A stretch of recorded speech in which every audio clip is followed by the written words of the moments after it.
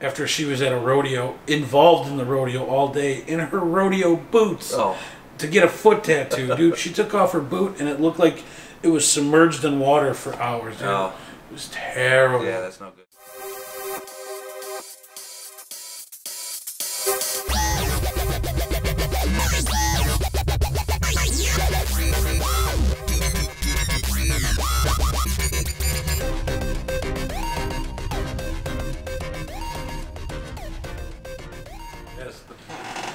What's going on, everybody?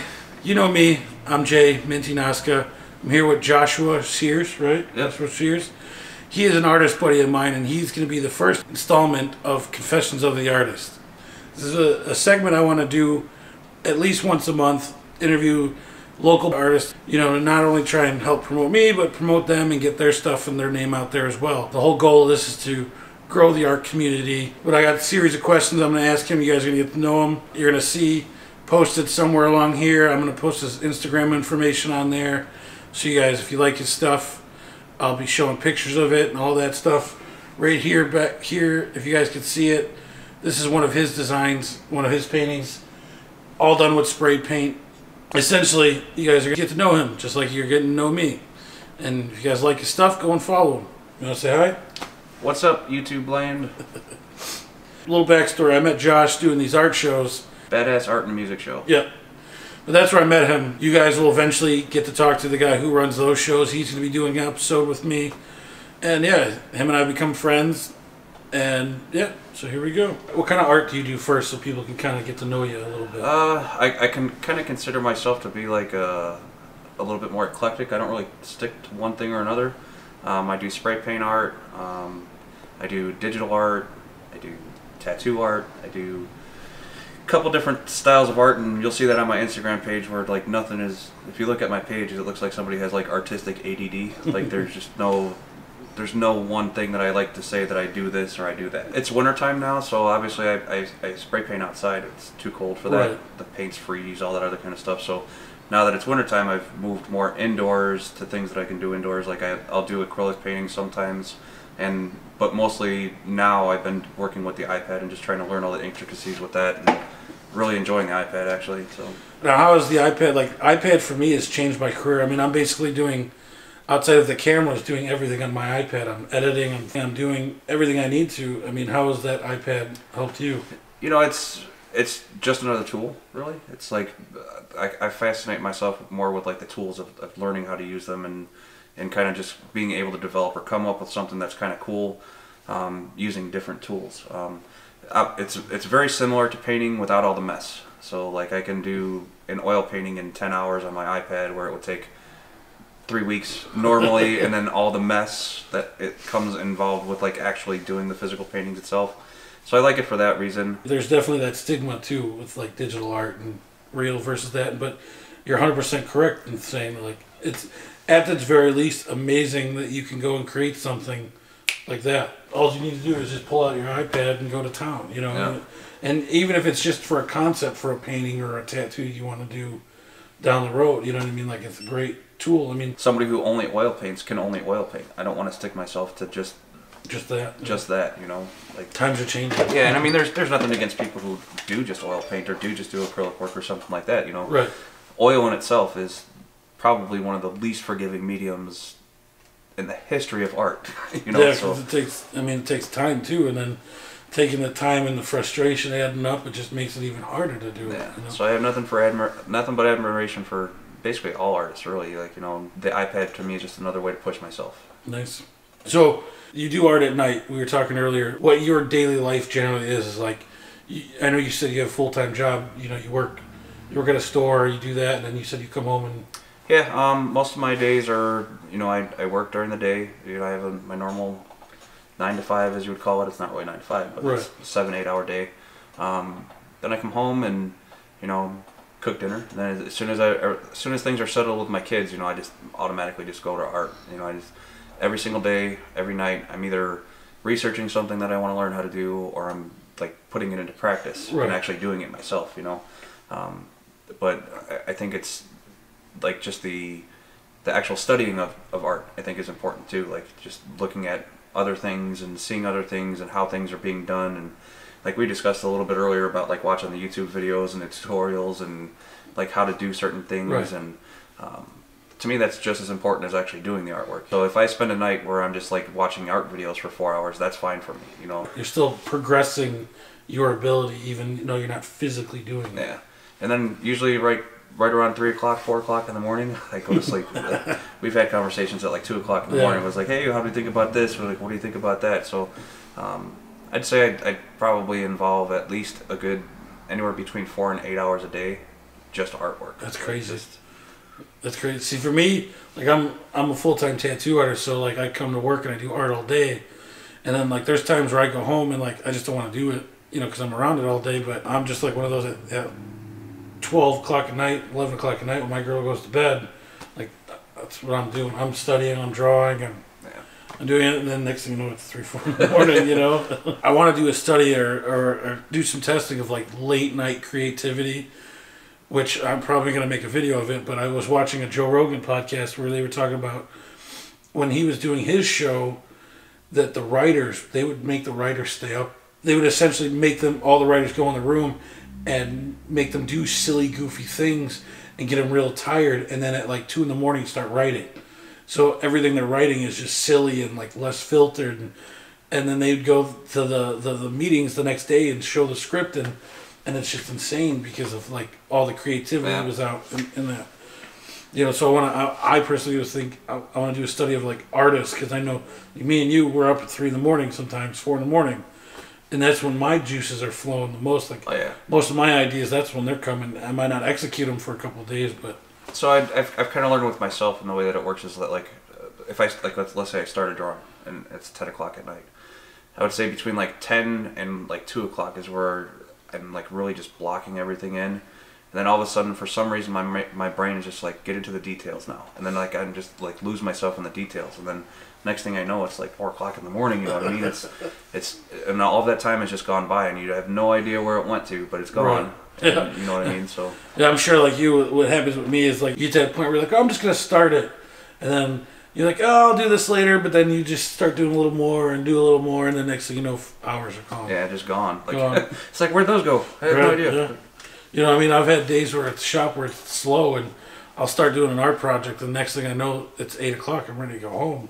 Insane. What and or who inspires you, like in both personal and tattoo world, or art world, I should say. Well, personal level, I gotta give props to my fiance, because she's just an amazing woman. She's put up with a lot of crap for me, especially with like all the art stuff, because like I've gone through so many different iterations of like what I do, and some of it gets to be pretty expensive. It's a lot of time that I spend away from her doing art, but she's always been there, so she's kind of been my rock throughout a lot of the stuff. So love you, dear. As far as like people who inspire me, things that inspire me, it goes all the way back to like the Baroque period, Victorian era, you know, old stuff to new stuff. I think we had a discussion about it the other day. It's like you can look at 2 different artists and they have completely different styles, right? So like you're a new school artist, right? So I love your new school stuff, like the cartoony, bubbly stuff. I wish I could do that. I just don't have, for whatever reason, my brain doesn't think like that, and that's fine. You know, that's why there's places like that for you, and then like realism artists and stuff like that. So I don't only look at like some of the famous people. There's local artists around too. I don't know if you want me to mention. Oh yeah, go for it. Yeah. But like Paul Johnson, when he posts stuff, I'm just like, dude, what the hell? Like I'm never gonna be that good. Like I know that. Yeah, I actually watched this podcast the other night about why your tattoo sucks, and after that I was just so inspired. I was up till like 3, 4 in the morning doing something on my iPad just because it was that you watch it, and that's, you know, he's the kind of person where you look at his work and you're like, man, I suck. I gotta do better. You know. Well, and that's the thing. Like it's not. I wouldn't say like anybody really sucks. Like if you're doing artwork, you know, it's gonna mean something to somebody somewhere, right? So the things that like inspire me, like Jackson Pollock. Like everybody thinks that Jackson Pollock's just a bunch of like lines and splatters of paint and everything like that. But I'll tell you what, man. One of the first real deep feelings I've ever had while standing in front of a painting at a museum was in the Art Museum of Chicago, the Art Institute. And I was standing in front of this Jackson Pollock piece, man, and it was just like this black, I can't remember the name of it right now, but it was like a black and white one that he had, like with the spattering and stuff like that.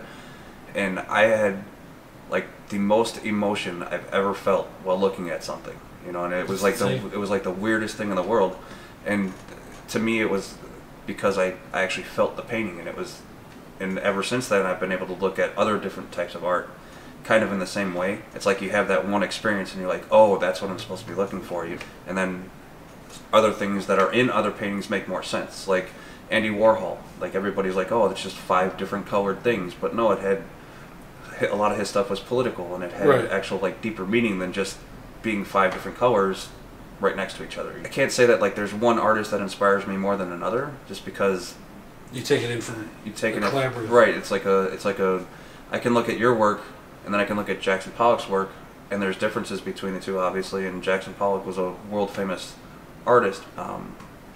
They're great for their own reasons. Right. You know, his isn't better than yours just because it's a Jackson Pollock piece. You know, it's just another piece of art. That's one thing that drives me nuts about the art world. It's like there's people out there that if you don't have that name, you're this big. You know what I mean? Like that drives me nuts about it. But there's people that will literally look at just those people and say like, oh, if you're not doing this, you're not an artist. You're not this. You know. So it's good to hear, in my opinion, it's good to hear that like people like to absorb all different styles, not just stick in what you like and only go from that. You know what I mean? Yeah, I kind of think that that's important, though. I think that like if you're like stuck in a rut, or if you have artist block, or you can't think of something, it's always better to be able to draw on 900 different things, than just these 3 that you've been focused on for the last 25 years of your life. You know, it just makes more sense. What's the hardest thing you've had to overcome in art, or like art, and if it relates to your personal? I think honestly just my own self-esteem, like my own inner demons, just being able to look at something and be like, okay, that's okay. You know, maybe it's not exactly how I wanted it, or wasn't finished, or so I used to think that I used to have to like cater to other people and think that like, okay, I have to do this because that's what they're gonna like, right? Instead of saying, oh, this is what I like, this is what I want to do, this is how I want my artwork to look. I think that was the biggest hurdle to overcome, where it's like now I do stuff where it's like, I like the way this looks. If you don't, then that's okay. But if you do, then buy it. Right. You know, if you don't like it, that's fine with me. It doesn't bother me that you don't like it. It's something that I did for myself. You know, so my art's the way that I look at things now. It's not for everybody else. It's for me first and foremost. You know, if other people like it, great. You know, I'm not gonna. You're not gonna get discouraged over someone not liking your stuff. I mean, right. Yeah. As artists, always are looking for acceptance. That's why we put our stuff out there. You know, and I think. I heard a quote, and I can't remember who it was by, but essentially it was talking about once you put your artwork out there, if no one feels anything from it, even yourself, it's not really an art piece. I think it's important as an artist to have like a good understanding of yourself first, because like you put yourself into a lot of the paintings, right? Like or the artwork that you're doing. It takes a lot of your time, it's your effort, you know, all that kind of stuff. So like you got to know yourself, your capabilities, like what you want the end result to be. And then if the rest of the world appreciates it, great, you know. But it has to mean something to you, I think, first, and then that'll just project into the ether that's out there, you know, and then it'll kind of go from there. I think like that the first Badass Arts and Music show that we went to, that was like the first art show I've done since high school. Like I hadn't done any of them before that, because I was like just kind of in my basement or in my garage, or you know, in my own head about like my paintings and stuff like that. And one of these days I was just like, you know what, first off, it was cheap enough for me to go do it. It wasn't an expensive show to do. It was a 2-day show. You could hang a lot of stuff, like I could hang a lot of pieces. So I just brought it, you know. And that was the first one you did? Yeah, since high school. Yeah. I could have swore I saw you at other ones before that. I did the first BAMs, and I tattooed at that, and it was a nightmare at Rolling Meadows. Yeah, and you might have seen me because I was going to them. Like I was actually like going to because Cassandra was doing some of those shows and stuff like that, and I was going to a couple of them, but I never participated. Like I never had my paintings there or anything like that. And yeah, that first one was the first one I've done since high school. You know, I was a tattoo artist before that, so I had like stuff hanging in my station, but I never went out to. That's actually how you caught my eye. Is I saw your work and I knew you were a tattoo artist, because us tattoo artists, our work always seems to be, I don't want to call it finished or whatever, but it's like there's always that certain sharpness to it. Like it's like we look at it like completing a tattoo essentially. You know what I mean? Like that's what caught my eyes. Like walking around without even meeting you, knowing that like you're a tattoo artist, and obviously you've expanded, you know, into more abstract stuff or just other genres in general. But that's, I know, one thing that caught my eye about you right away is the tattoo style. Yeah. Well, same thing with yours too. Like the new, I think the first ones I saw were some of these actually, because you had that table that was over there, and I was like, dude, those are pretty cool. And then we started talking because you had started doing the spray paint with the planets and stuff like that. That's how we really kind of started talking. And yeah, dude, I started doing those. I learned that off YouTube when I was like 18 years old. Yeah. I was working a security job, dude. I had my duffel bag of spray paint on me, so anytime I had time, like I was setting up literally this little foldable tray and just spray painting like crazy anywhere I got the chance to. And so it was kind of cool, like 10 years after that, to see like that art is still around. That was another one of those things too, where it was just like I saw a YouTube video on it one day, and I'm like, dude, I want to learn how to do that. And then I just went out, bought all the crap, and started doing it. You know what I mean? So that's another thing I tell people too. Don't be afraid to try new stuff. You know, that's part of being an artist, is exploring. Right. Don't be so discouraged on if it doesn't come out how you want it to. You know, like I hear all the time from people that they're not an artist, they can't even draw a stick figure, blah blah blah blah blah, this and that. It's like, you can do it if you practice. You know what I mean? Yeah, it's not like being like an athlete, right? Like athletics and the athletic ability, you have to work for it, but a lot of that's genetic, right? Right. Artwork's not genetic. Like, you know what I mean? Like we're all what I would consider to be like trained. Like, I didn't get to be good the very first time I picked up a pencil. You know, it took me years and years and years, hours and hours of drawing or painting or doing whatever to be able to say, okay, I'm okay with my skill set right now. Right. But I'm 40 years old and I'm still growing. I'm still learning every day. There's still something I'm trying to pull from something else every single day. So, like, being an artist is a hard life because it's not very lucrative unless you're like one of those top dogs. You don't make a ton of money, but it's rewarding in the fact that you can start something with just a blank piece of paper, and then by the end of it, you have something there, and it's something that you created with your own hands, your mind, your creativity. So to me, that's the draw to being an artist. Like, you know what I mean? No, exactly. What's something funny that's happened with a customer? Anything good with any? You got a good customer stories? Funny? I don't really want to throw anybody under the bus, but I mean, there's always the strange ones, I call them, just because they have unrealistic expectations, or you know, they just ate a burrito before they sit in your chair and they got gas the whole time. You know, that's happened so many times I can't even tell you. The worst is when you're tattooing a lower back and they're bent over and just that little bit of butt crack's hanging out and they fart and it goes right into your nose. Yeah, it's terrible, man. That and just like, so this is for the tattoo community and for clients who are going to be tattoo clients, just wash yourself before you go get a tattoo. Oh, God. Man. Dude, I have so many people that, like, I had one time a woman come to me after she was at a rodeo, involved in the rodeo all day, in her rodeo boots, to get a foot tattoo. Dude, she took off her boot and it looked like it was submerged in water for hours. Dude. It was terrible. Yeah, that's no good. No. Yeah, so just, if you're a tattoo client, make everything easier for your tattoo artists. They'll thank you for it, and you'll thank yourself for it too. Yeah, shower. We don't have to. We clean you before we tattoo you, but when we clean you and we see that ring of dirt, chances are you're gonna have some problems with your tattoo. Yeah. So, not from us, because you're obviously dirty. Yeah, but yeah. So, I mean, as far as like just being in the art world, like selling my paintings and stuff like that, most of the time clients aren't really all that funny. There's nothing really too funny or anything to say about them, you know.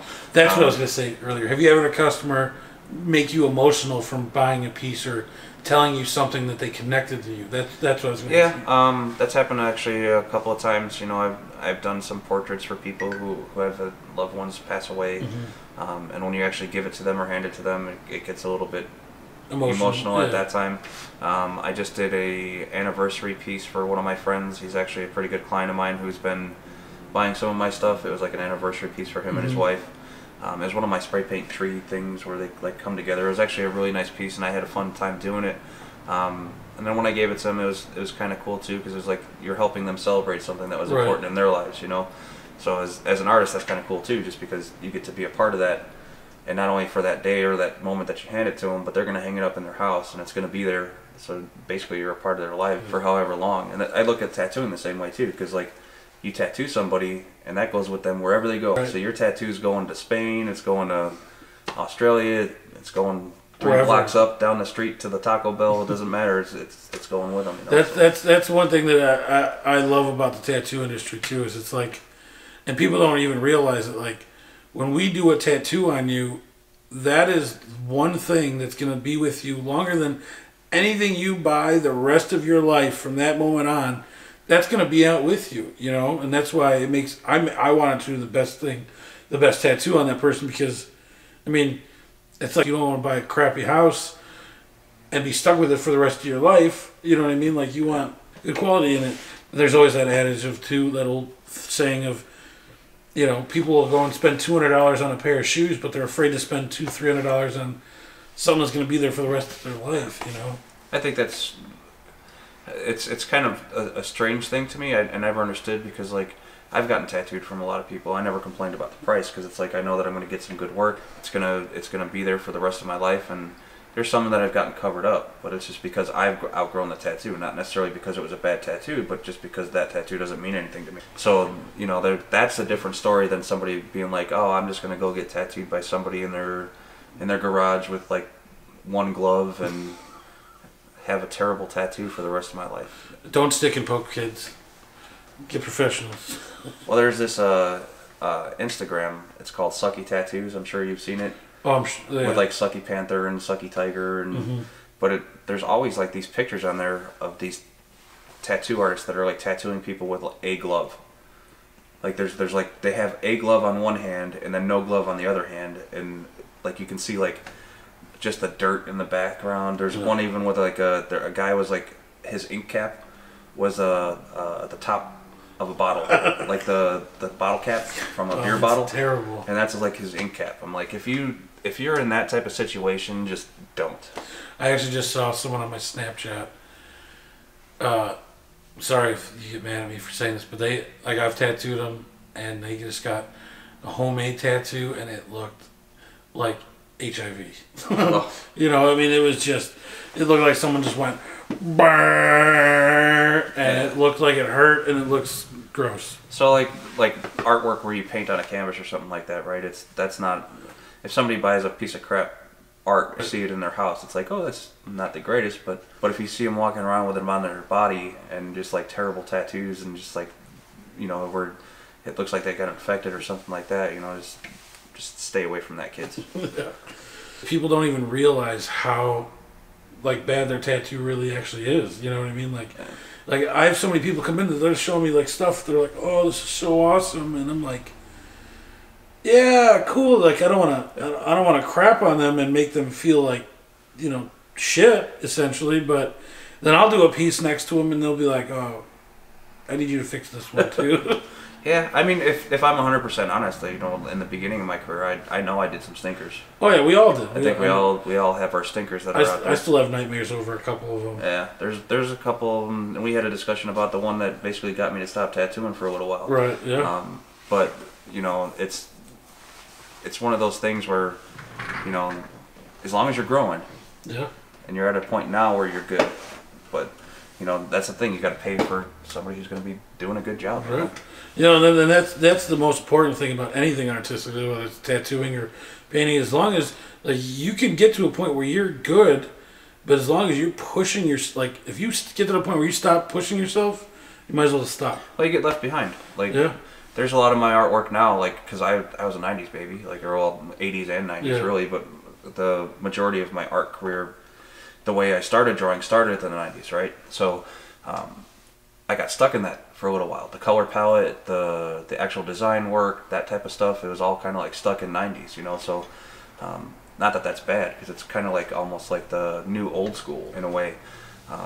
But at the same time, it's like I didn't want to be in that area, so you have to push. So like even like stuff like you, like looking at your stuff and trying to replicate some of the color palettes, or you know, some of the color blends, or like there's a couple of them with like the roses and stuff like that, with the contrasted colors and stuff like that are really eye-catching and popping, that I wasn't doing, just because like I used to have this rule of 3, right? 3 colors that are similar next to each other to kind of make up your gradients, right? I don't have that anymore. Now it's like a rule of like 90. Like there could be 90 colors making up a blend, but it's not as rudimentary as it used to be. You do grow, you do learn new techniques, but if you're not studying, like I've studied your work, I've studied Polly's work, I've studied many local artists' work. So that's what I think has helped me develop my own style. But it's, like I said, if you look at my Instagram, it's all artistic ADD. Like there's nothing that's the same. I think reach more people doing more variety. I mean, obviously people want to see your same style and stuff, but I think it was I can't remember. It's one of the big name artists. Like he did a bunch of like big pieces that we've all seen, but out there's thousands of his just 5-minute drawings or sketches out there that are worth thousands of dollars now. Van Gogh had a lot of those, like, where he had like his main paintings.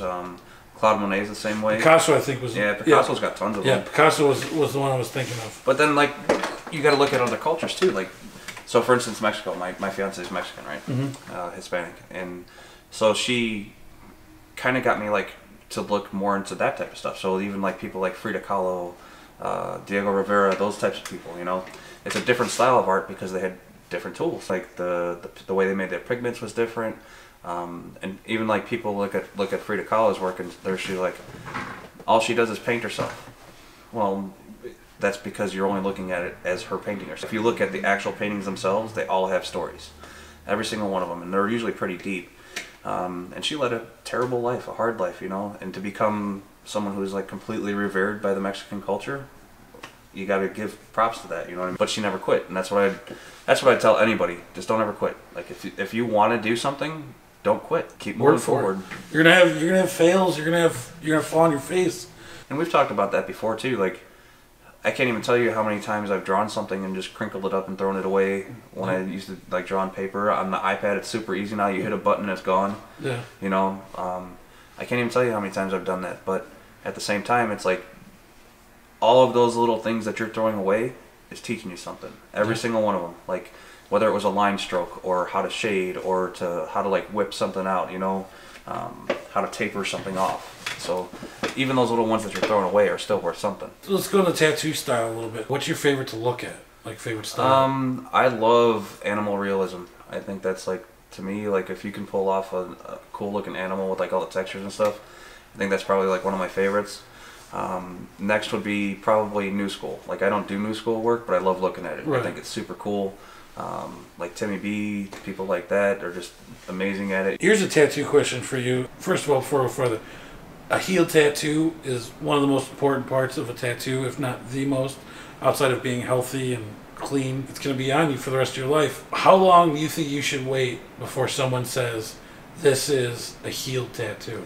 Probably like right around 6 months, I think. Just because, like initially, and that's just the sheer mechanics of it, the sheer biology of it. So like it'll heal on the top within 4 days, right? So the top layers are pretty much healed for the most part. Between 4 to 8 days is usually about a good healing time for the outside surfaces. But then your body's doing so much stuff under the skin as that ink is like moving around. It's being dispersed through the body. It's going to change the tattoo ends up looking. So normally between 6 months, right around 6 months, I would say is a good amount of time to say, okay, that's healed. And the reason I asked that too is because I see so many people like they post it like 2 or 3 weeks into it, and you can still see that onion skin, or like the cracking on it, or like it's not healed. Your skin just grew back over it. Yeah, and like I said, it'll be healed on the outside. Yeah. Like you can run your hands over it, you're not going to feel anything. So it's healed on the outside, but biologically, your body's doing 9 million different things to disperse that ink again, because it's still a foreign body. It still doesn't want it there, so it's still gonna fight for that space. Exactly. It was just one of those questions where I see it all the time. Like we were talking earlier about artists desaturating their photos. How far is too far when it comes to posting a tattoo or artwork in general? I think that if you edit a photo at all of a tattoo, it's false advertising. One stroke, one filter to make a gradation look different, it's not real. What about just something as simple as blurring the background? That I don't mind so much, because you're not actually touching the actual tattoo itself. It does enhance the tattoo itself. It does, but it's not. That's not something that you wouldn't, if you have like a full black background and you desaturate the crap out of your photo to where all of your blacks in the tattoo are super black. Nobody's walking around with a cape that's black and be like, hey, look at my arm against this black background. It just doesn't happen. If you do stuff to the background, I don't think I mind that as much, but I think if you're actually going into the tattoo and smoothing it out or making your values different, if you change the value by 1%, you're cheating. Right.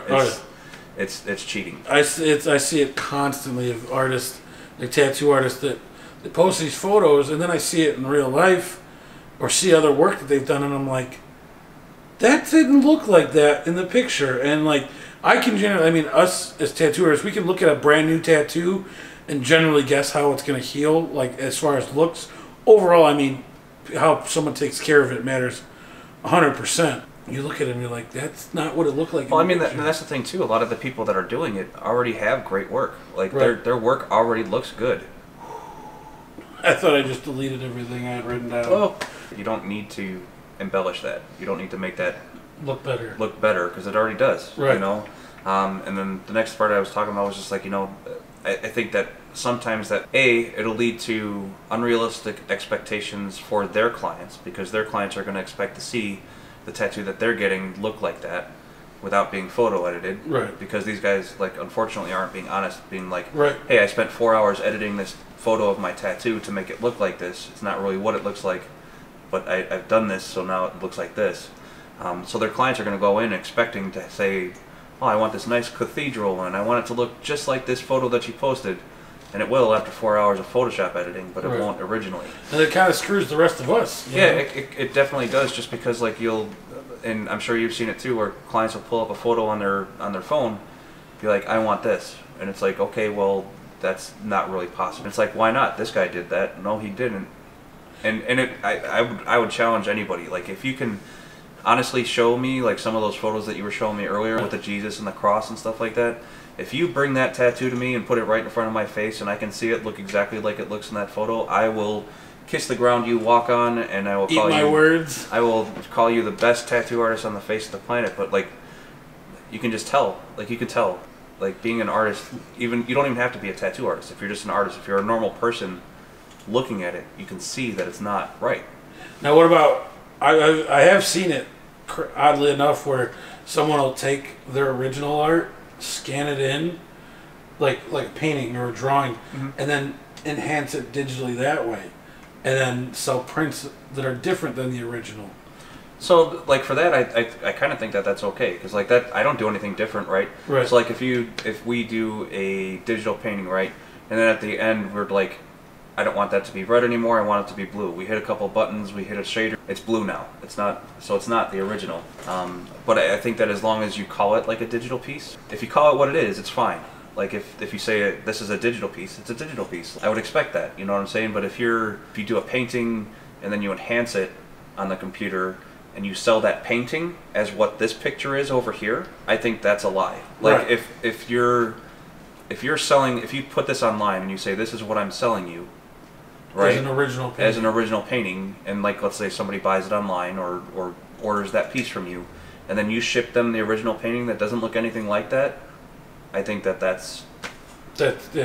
It's shady. It should never do it. But if you're selling prints of that, like, second image, be like, these are prints of an original painting. This isn't the original painting. It's a digital copy. It's prints. I've edited it. If you're honest about it, I don't think anybody has any room to complain. I can't wait until I have a challenge that I'm going to be posting to you guys about digital art, right? And I told you about it. I can't wait to see people. Yeah, I think that'll be cool. I think so. Not for nothing, but people are going to lose their stuff. They're just going to go crazy. The digital artists aren't going to like it.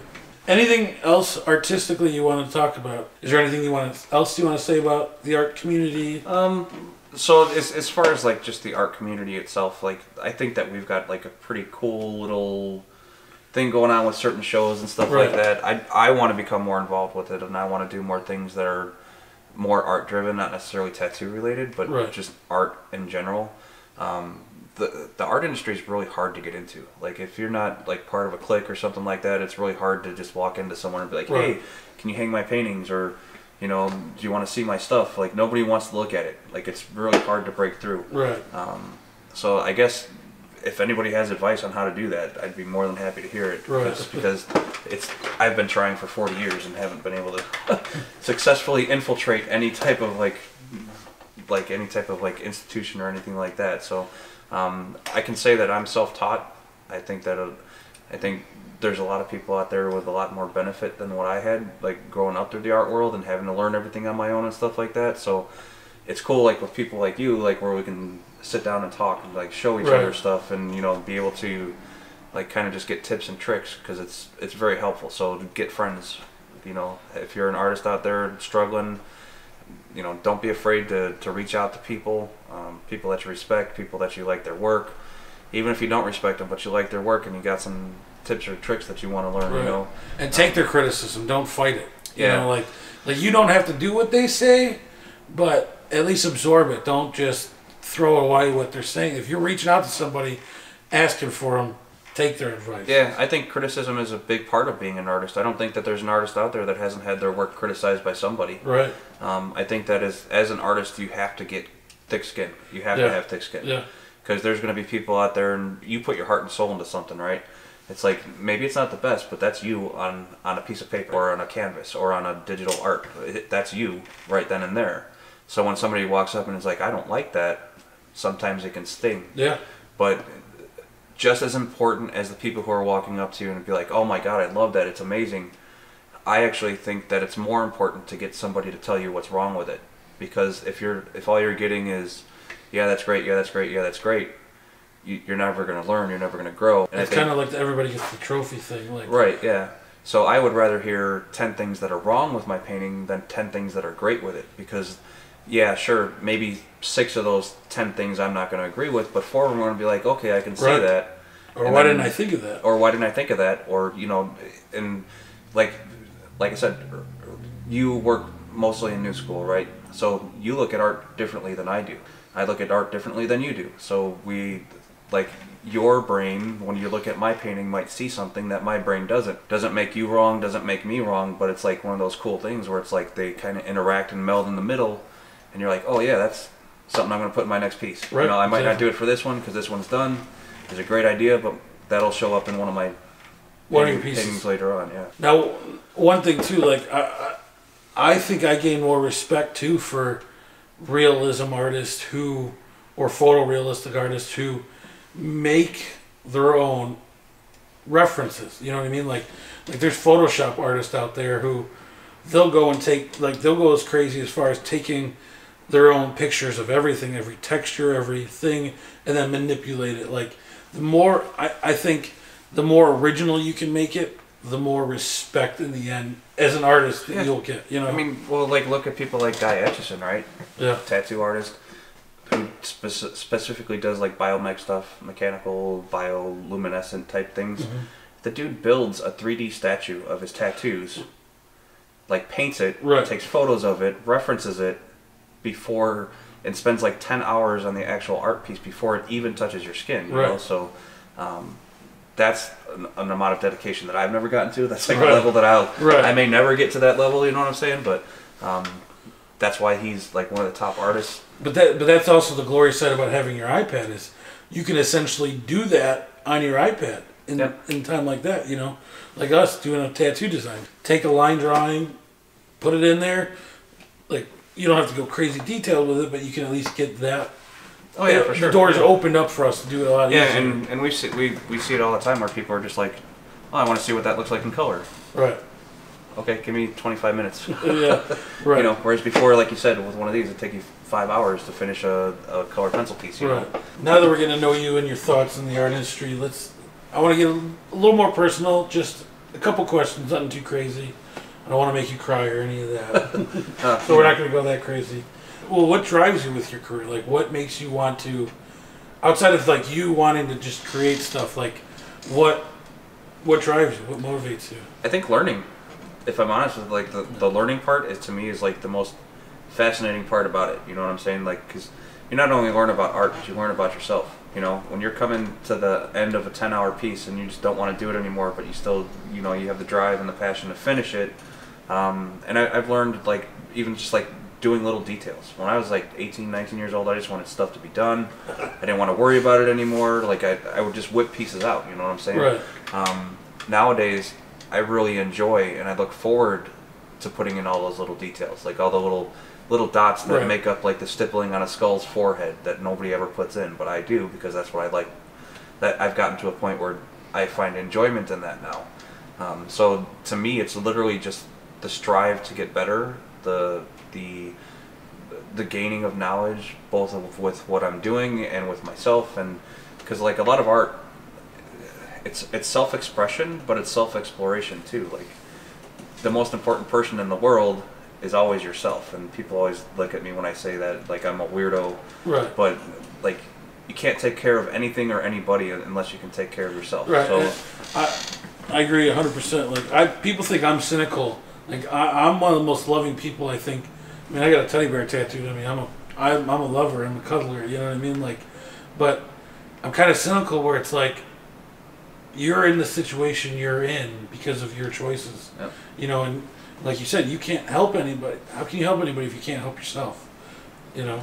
yeah, and I think that art has helped me do that.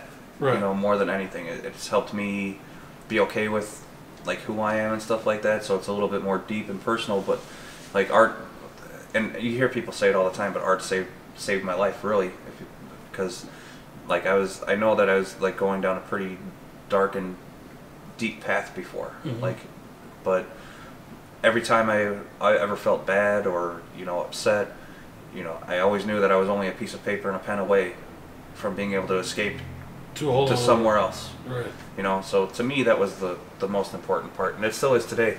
You have a rough day, I don't go home and beat my kids. I go home and beat up my iPad. I just I sit there and I draw for 5 or 6 hours, and it helps you kind of be able to face the next day and fix whatever happened throughout the day. I mean, a couple beers helps too, but but that's what drives me. Just wanting to see where I can go. Like I'm not done with my journey yet, but the more I do, the better it gets. The more fun I have with it, and it's A, because I've built up a ton of knowledge. B, because I actually enjoy doing things that, like every painting, I find something else that I enjoy that I didn't ever know that I enjoyed before. So that's kind of what gets me going. Nice. Now, do you want to make art like your one and only job, or do you kind of like having something outside of it? I think that right now I have to, because art's not consistent. Right. Unfortunately, it's just not one of those things where it's like I can guarantee that I'm going to make a certain amount of money, and that's not necessarily because I'm not good at it. It's just because it's not consistent. You could be the best artist in the world and still not be consistent. It doesn't matter.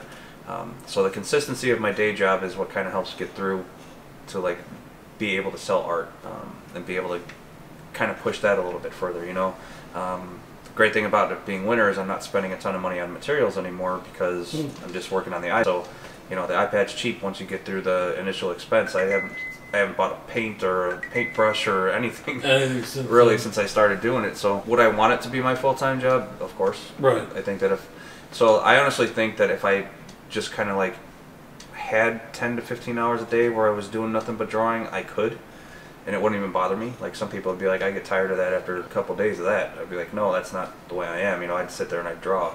Because like I said, when you're drawing, the time goes by. Right. Yeah. It's just blank. It's not even there. If you could make it consistent, I think that if I could spend that much time and not have to worry about it, my art would just go through the roof. Through the roof. But just don't have that time right now. Right. Yeah. I mean, it's crazy that in the art world you're essentially one painting away from making it. Yeah. I've seen it so many times where there's so many badasses, local badasses that are, phenomenal, but no one knows who they are. You know what I mean? And I mean, a lot of that is like, because like there's only so much you can do for yourself, right? Like you can put yourself out on social media, but you need people to help you too, right? Yeah. And like I'm in one of those positions where unfortunately I haven't had maybe necessarily the right people at the right time trying to help me out. And a lot of it is on your own back. Like you got to create the work, right? But there's like social media gurus out there who spend 10 to 15 hours a day doing social media. That's their thing. That's what they do. I don't have enough time to be drawing for 10 to 15 hours and then do 10 to 15 hours of social media on top of that. Like there's not 30 hours in a day. So like there's just sleep. Yeah, so like I do the work and I put the work in, and I struggle really hard, but at the same time it's like I wouldn't change any of that for the world, man. Like the finished piece is makes it all worth it. It doesn't matter. Nice. So I still have my consistency with the day job, and I can still do the... It's the security, so you can not stress about, oh, I gotta sell this, otherwise I ain't gonna be eating. Or, yeah. Otherwise I ain't gonna have a roof. I got kids too, so like I can't just make that decision to not make any money, and then like if it was just me and I could go live in a van down by a river, I'd be okay with that. But it's not, you know what I mean? So yeah, being an adult and responsibilities. Yeah. Yeah. But cool.